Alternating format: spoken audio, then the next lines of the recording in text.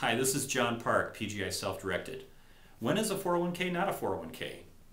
Well, that's kind of a goofy question, so let's break it down and take a little bit of the mystery out of it.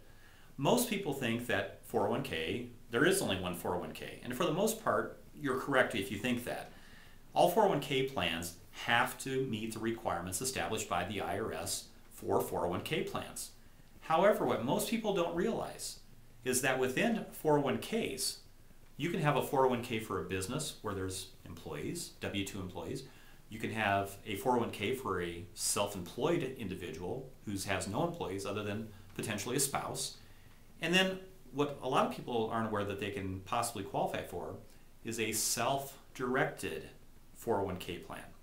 So let's talk about the differences between the three. The first one, for the W-2 employee at the company, let's say he or she's at ABC company, and they're a W-2 employee participating in the 401k plan.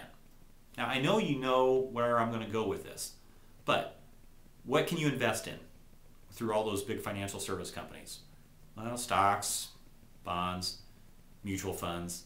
And what do they call diversification? Diversification is diversification within stocks, bonds, mutual funds, etc. Is it bad? No. I mean, a lot of times you're putting away money for retirement, you're diversifying some of your assets within stocks, bonds, mutual funds, and for many of you, you have an employer match for your 401k contributions as well. That's 401k number one. Now let's talk about what's commonly referred to as a solo K. Again, through a financial service company where the solo K is going to be intended for that particular individual and his or her spouse if that spouse works with their spouse's business. No other employees. Still, because it's offered through the financial service company, what product offerings do you have to invest in? That's right, stocks, bonds, mutual funds. Next question is do you have checkbook control of those funds? No, you're just able to invest as a self-employed individual within that solo 401k. So now let's talk about the third 401k option you have for a self-employed individual with no employees. You can actually participate in a self-directed 401k plan. What are the benefits to it? Tons. But first of all, you can not only invest in stocks, bonds, and mutual funds, but you can invest in a plethora of other assets that are not excluded under IRS regulations. For example, you can invest in real estate, startup businesses, hard money loans, financial papers. I mean, the list goes on and on and on of what you can do. Second of all, you'll have checkbook control of those funds. No waiting for another company to process your check. No waiting for another company to hold your funds and telling you what you can and cannot invest in. You are making the financial and investment choices for your 401k plan.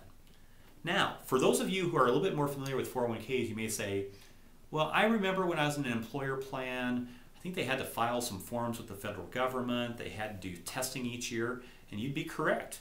On that plan that is for an employer with employees, there's very stringent IRS and Department of Labor regulations that must be followed and adhered to, including a filing of what's called a Form 5500 each year. But guess what, folks? With the self-directed solo plan for the individual, there is no reporting of plan assets until the assets of the plan reach $250,000 or higher. So, can you have your own 401k plan? Absolutely.